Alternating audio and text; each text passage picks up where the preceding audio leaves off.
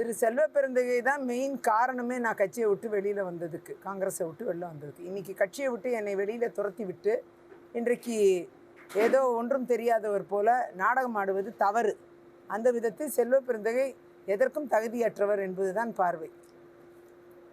சட்ட ஒழுங்கு தமிழ்நாட்டில் பாதிக்கப்பட்டதா எடப்பாடியோட பேச்சுக்கு அவர்கிட்ட கேள்வி வச்சப்போ அதை எடப்பாடிக்கு என்ன அரசியல் தெரியும், பாஜக மாநிலங்களில் புல்டோசர் ஆட்சி நடந்துட்டு இருக்கு அப்படின்னு செல்வ பெருந்தகையை பொறுத்தவரை முதல் அவர் தமிழ்நாடை பற்றி பேசுவாரா, துணிந்து பேசுவாரான்னு நான் கேள்வி கேட்கிறேன். நாமக்கல்லில் சிறுமி கற்பழித்து கொலை செய்யப்பட்ட பொழுது, இன்னும் பல்வேறு இடங்களில் விளாத்திக்குளம், இன்னும் பல்வேறு பகுதிகளில் சிறுமிகள் கற்பழிக்கப்பட்டு கொலை செய்யப்பட்ட சம்பவங்களை நாம் தொடர்ந்து பார்த்து கொண்டிருக்கிறோம் தமிழ்நாட்டில். அப்படி பாலியல் வன்கொடுமை என்பது பெண்களுக்கு எதிரான குற்றங்கள் 55% உயர்ந்திருக்கிறது. சிறுவர்களுக்கு எதிரான குற்றங்கள் 125% உயர்ந்திருக்கிறது. அந்த அடிப்படையில் செல்வ பெருந்தகை அவர்கள் வடநாட்டில் இருக்கக்கூடிய பிற மாநிலங்களை பற்றி பேசுவதை விட்டுவிட்டு முதலாவது தமிழ்நாடை பற்றி பேச வேண்டும் என்று கேட்டுக்கொள்கிறேன். விளவங்கோடு தொகுதியில் காங்கிரஸ் சார்பில் குற்ற பின்னணியுடைய வேட்பாளரை விட்டிருக்கிறதா குற்றச்சாட்டு எழுந்திருக்கு அப்படின்னு உள்ள கேள்விக்கு அவர் சொன்னோம். இது அவரோட வேட்புமனு தேர்தல் ஆணையம் ஏற்றிருக்க, அதுக்கு இப்போ பதில் இல்லை அப்படின்னு சொல்லி பதில் சொல்ல முடியாத அளவுக்கு, செல்வ பெருந்தகைக்கு பதில் சொல்ல முடியாத அளவுக்கு குற்றங்கள் நிறைந்த ஒரு வேட்பாளரை தான் காங்கிரஸ் கட்சியில் விட்டிருக்கிறார்கள். ஆகையால் குற்ற பின்னணி இருப்பவர்களுக்கு சீட்டு வழங்குவதற்காக தான் என்னை போன்றவர்களை காங்கிரஸ் கட்சியை விட்டு வெளியே அனுப்பி அந்த துரோகத்தை செய்தது செல்வ பெருந்தகை தான். அந்த அடிப்படையில் இன்றைக்கு பாஜக எனக்கு மீண்டும் என்னுடைய விளவங்கோடு தொகுதியை எனக்கு தந்து என்னை வேட்பாளராக்கி என்னுடைய விளவங்கோடு தொகுதி மக்களோடு என்னை இணைத்து வைக்கக்கூடிய ஒரு நடவடிக்கையை செய்திருப்பது வரவேற்கக்கூடியது. ஆகையால் மக்கள் மீண்டும் என்னை தங்களுடைய சட்டமன்ற உறுப்பினராக தேர்ந்தெடுத்து அவர்கள் மீண்டும் என்னை பணிகளை தொடர வைப்பார்கள் என்பது என்னுடைய நம்பிக்கை. செல்வ பெருந்தகையின் கருத்து முழுமையான தவறான ஒன்று. அவர் விஷயம் தெரியாமல் பேசிக் கொண்டிருக்கிறார். விளவங்கோடு சட்டமன்ற தொகுதியை பொறுத்தளவில் பெண்களுக்கு எதிரான வேட்பாளரை களமிறக்கி நீக்கியதா எதிர்கட்சியினர் பிரச்சாரம் பண்ணிட்டு இருக்காங்க. இந்த பிரச்சாரத்தை நீங்க எப்படி பார்க்குறீங்க?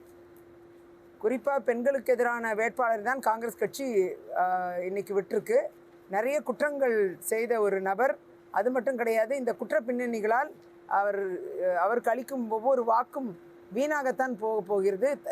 நாளைய தினம் ஒருவேளை தகுதி இழக்க வேண்டிய சூழ்நிலையும் ஏற்படலாம். ஆகையால் மக்கள் அந்த வாக்குகளை வீணடிக்காமல் எனக்கு அளிப்பார்களே. ஆனால் விளவங்கோடு தொகுதியின் வளர்ச்சிக்காக நான் உழைத்து கொண்டிருக்கிறேன். தொடர்ந்து விளவங்கோடு தொகுதியின் வளர்ச்சியையும் மக்களின் பாதுகாப்பையும் உறுதி செய்வேன். அதுதான் இந்த நேரத்தில் கூற வேண்டிய ஒன்று.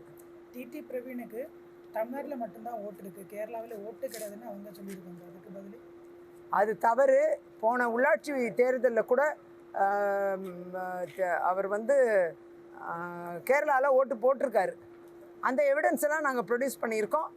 அதையெல்லாம் கோர்ட்டில் பார்த்துக்குங்க அப்படின்னு சொல்லி தேர்தல் அதிகாரி கூறியது தான் பிரமிப்பாக இருக்கிறது. நான் அவர்னா சபையில் சிஎஸ்ஐ சபையில் 10 லட்சம் பேரை இது பண்ணாங்க. அதில் 10 லட்சம் பேர் இருக்கும் டயோசிஷனை என்னால் ஹேண்டில் பண்ண முடியும்னா 2.5 லட்சம் மக்கள் அடங்கிய விளவங்கோடு தொகுதியை நான் சிம்பிளாக ஹேண்டில் பண்ணிவிடுவேன். அதுதான் 10 லட்சம் இருக்கிற டயசிஸில் அவர் பண்ண தில்லுமுள்ளுலாம் என்னங்கிறத எல்லாரும் 12 பாஸ்டர்கள் அவர்களை அங்கி நீக்கம் செய்து அவர்களை உள்ளேயும் வெளியேயும் ப்ரேயர் பண்ண முடியாத அளவுக்கு அவர்கள் வாழ்க்கையே தொலைக்க வைத்து விட்டார். அது மட்டுமல்ல, 2500க்கு மேற்பட்ட சிஎஸ்ஐ மெம்பர்ஷிப்பை கேன்சல் பண்ணி தனக்கு வேண்டியவங்களை கொண்டு வந்து அவர் செக்ரட்டரி ஆகியிருக்கார் அந்த சபைக்கு. அப்படி இருக்கும் பொழுது நம்முடைய தமிழ்நாட்டின் ஒரு பகுதியாக இருக்கும் விளவங்கோடு தொகுதியில் 2.5 லட்சம் மக்களின் கதி என்னவாக ஆக போகிறது? இவருக்கு வாக்களிக்கும் பட்சத்தில் நிச்சயமாக அவர்களின் கதி என்னவாக ஆகிய போகிறது என்பது இப்பொழுதே தெரிந்த ஒன்று. எனவே நாம் உற்று பார்க்க வேண்டியது என்னவென்றால், இவர் கடுமையான துன்பத்தில் நம் மக்களை ஆழ்த்தி விடுவார். ஆகையால் இவருக்கு வாக்களிப்பது மிகவும் தவறு.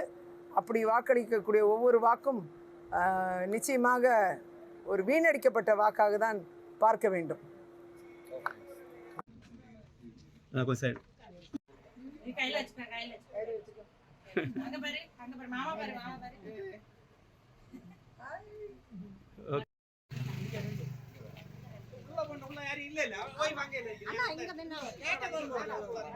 ஓப்பனா இருக்கணும் இல்ல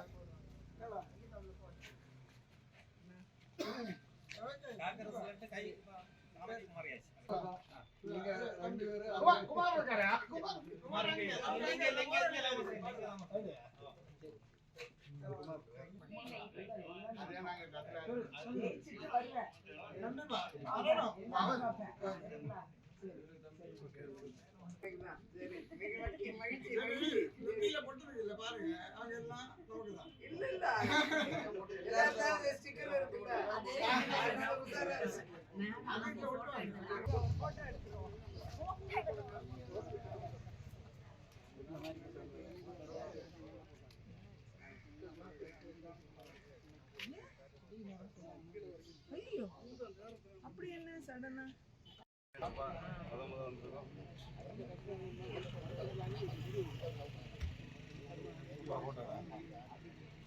போடுங்க.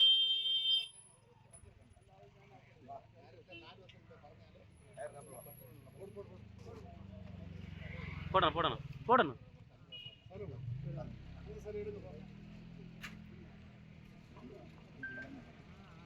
முன்னாடி போங்க.